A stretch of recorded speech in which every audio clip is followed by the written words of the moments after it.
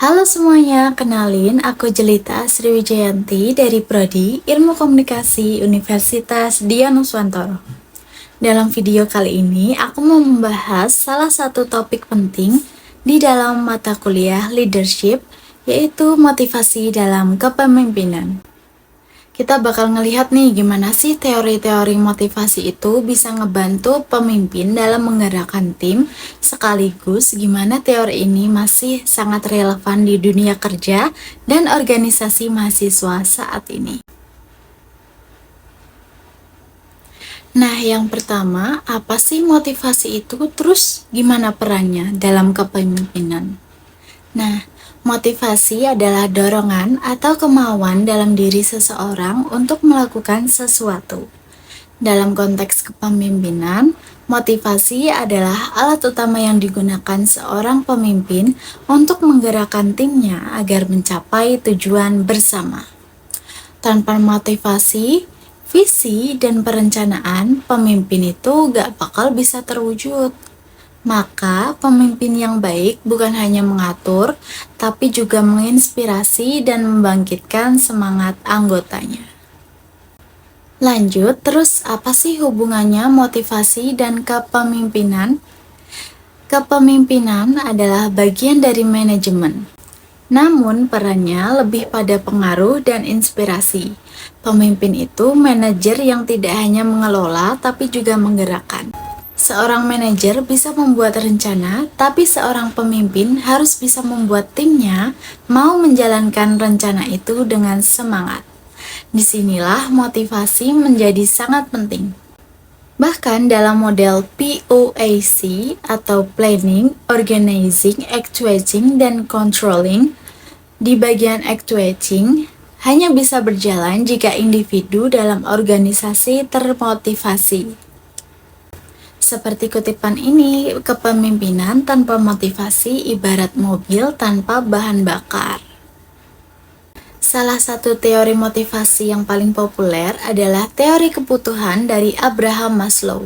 Maslow ini nyusun kebutuhan manusia dalam bentuk hierarki dari yang paling dasar hingga yang paling tinggi, yang dimana ada kebutuhan fisiologis, rasa aman, sosial, penghargaan, dan aktualisasi diri.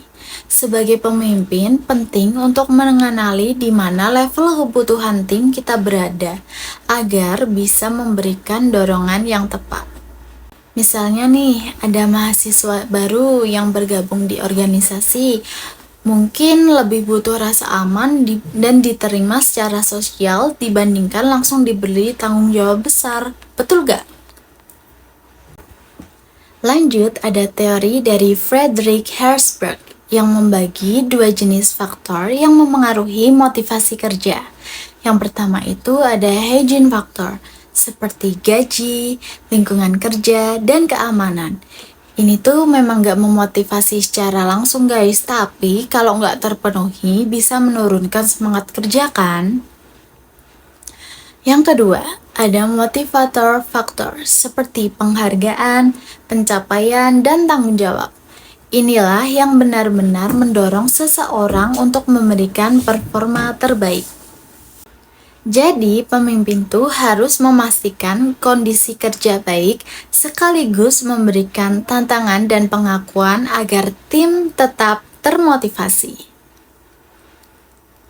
Lalu ada teori Max-Cellon, menekankan 3 jenis kebutuhan dalam diri manusia, yaitu ada kebutuhan untuk berprestasi, untuk memiliki pengaruh atau kekuasaan, dan untuk berafiliasi atau diterima secara sosial. Menariknya, teori ini tuh sangat cocok diterapkan dalam konteks mahasiswa aktif dan organisasi kampus. Selain itu, ada juga teori dari Fromm yang menyatakan bahwa seseorang akan termotivasi jika ia percaya usahanya akan menghasilkan sesuatu yang berharga.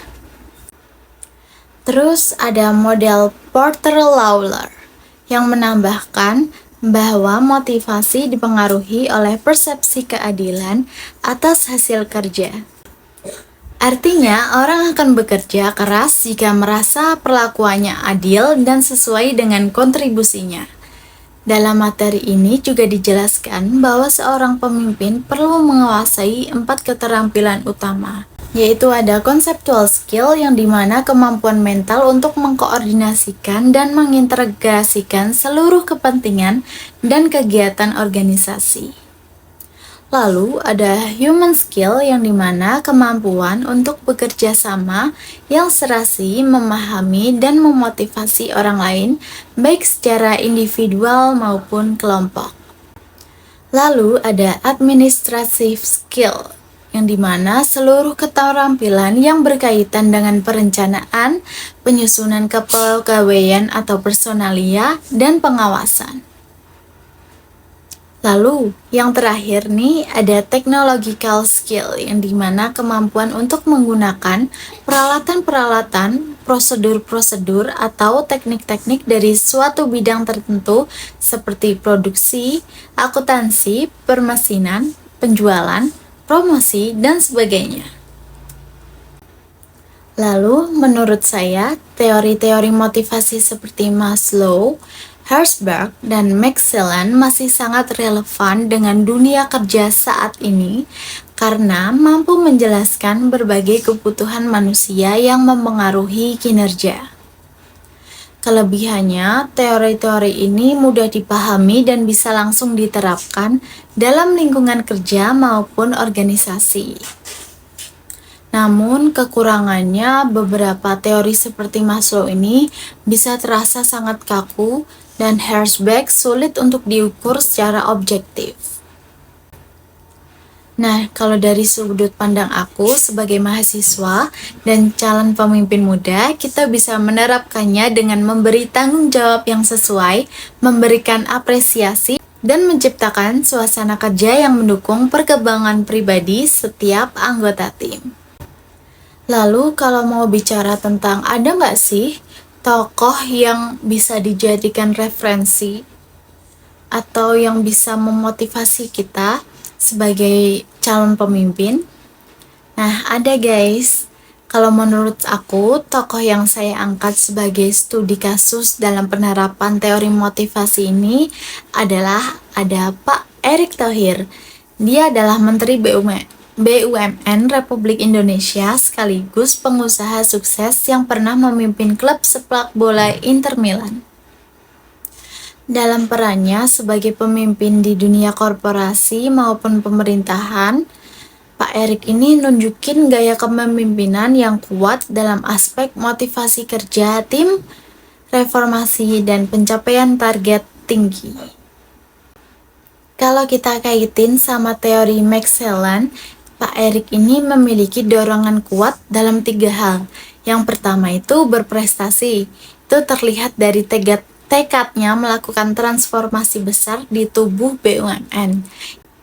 Yang kedua itu dia berpengaruh guys. Ia memegang banyak posisi strategis dan mampu memimpin tim dalam skala besar. Yang ketiga itu berafiliasi. Dia tuh bisa menjaga komunikasi terbuka dengan publik dan rekan kerjanya. Nah, dari sisi teori Herzberg, Pak Erick ini menerapkan 2 pendekatan penting, yaitu membenahi sistem gaji, transportasi, dan akuntabilitas di BUMN sebagai bagian dari hygiene factor, agar karyawan bekerja di lingkungan yang profesional. Di sisi lain, dia tuh juga memberi tantangan baru, tanggung jawab, dan target performa tinggi sebagai motivator yang mendorong karyawan untuk lebih berkembang. Nah, yang menariknya nih guys, dia tuh sering mendorong pemimpin-pemimpin muda buat muncul di berbagai BUMN. Hal ini tuh bisa menunjukkan dukungan terhadap aktualisasi diri sesuai teori Maslow. Bagi pemimpin muda seperti kita, gaya Pak Erick Thohir ini menunjukkan bahwa ketegasan dalam manajemen ditambah keberanian mengambil resiko bisa digabungkan dengan motivasi untuk mendorong potensi orang lain lah guys. Lalu setelah saya mempelajari materi ini, saya menyadari bahwa motivasi bukan soal memberi imbalan, tapi soal memahami manusia. Atau bahasa lainnya memanusiakan manusia mungkin guys. Saya mau jadi pemimpin yang bisa membantu orang lain menemukan versi terbaik di dirinya. Bukan dengan maksa, tapi dengan menginspirasi. Gaya kepemimpinan yang saya kagumi itu merupakan gaya yang transformatif, karena yang bisa mengubah tim biasa menjadi luar biasa karena mereka merasa dihargai dan berarti. Kesimpulannya, motivasi ini adalah unsur vital dalam kepemimpinan. Tanpa motivasi, strategi, dan struktur tidak akan berjalan. Seorang pemimpin harus tahu cara menghidupkan semangat tim, mulai dari memahami kebutuhan mereka hingga memberi ruang aktualisasi. Dan kita sebagai mahasiswa, calon pemimpin masa depan harus mulai belajar memotivasi orang lain dari hal-hal kecil. Nah, jadi seperti itu guys teori motivasi dalam kepemimpinan. Terima kasih sudah menyimak video ini. Semoga apa yang saya sampaikan bisa menambah wawasan teman-teman. Terima kasih sudah menyimak video ini. Semoga apa yang saya sampaikan bisa menambah wawasan teman-teman tentang pentingnya motivasi dalam kepemimpinan. Sampai jumpa di kesempatan berikutnya, dan jangan lupa, motivasi itu menular, maka jadilah sumber semangat untuk timmu. Makasih.